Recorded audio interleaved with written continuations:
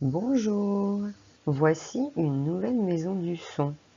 Tu vas bien regarder l'écriture de chacun de ces mots et tu vas essayer de trouver ce que l'on retrouve à chaque fois dans chacun de ces mots. Si tu as du mal à trouver, je te donne un petit indice.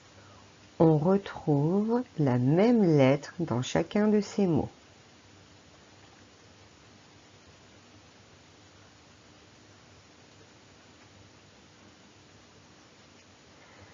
Dans chacun de ces mots, on retrouve la lettre H.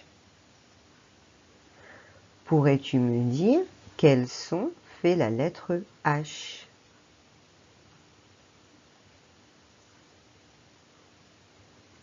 Eh bien, la lettre H, elle ne chante pas, elle ne fait aucun son. On dit qu'elle est muette. On ne l'entend pas. Attention à ne pas confondre avec le C et le H. Lorsqu'il y a un C devant le H, les deux ensemble vont chanter ch. De même, lorsqu'il y a un P devant le H, les deux ensemble vont chanter f. Mais lorsqu'il n'y a pas de lettre devant le H, eh bien, il ne chante pas. Il ne chante pas comme dans le mot repère, un hibou.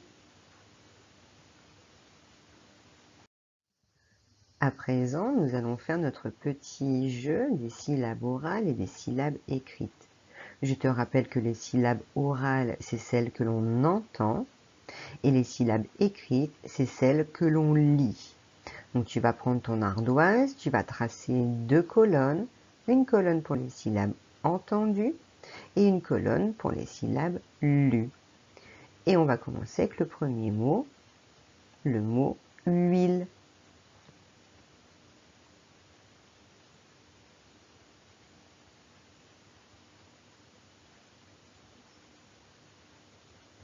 Dans le mot huile, on entend une syllabe. Et pour écrire le mot huile, j'ai besoin de deux syllabes, hui et le. À présent, avec le mot hangar.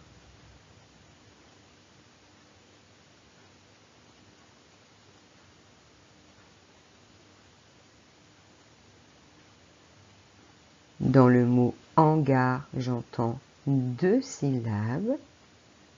Et pour écrire le mot hangar, j'ai besoin également de deux syllabes, la syllabe en et la syllabe gar. Avec le mot hérisson.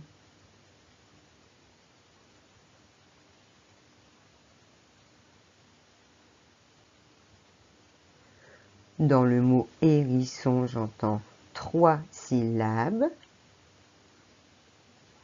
Et pour écrire le mot hérisson, j'ai également besoin d'écrire trois syllabes. J'ai besoin d'écrire et, ri et son. Et enfin, le mot harpe.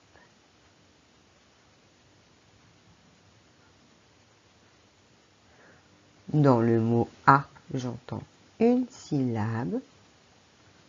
Mais pour écrire le mot harpe, j'ai besoin de deux syllabes. Ar et peu.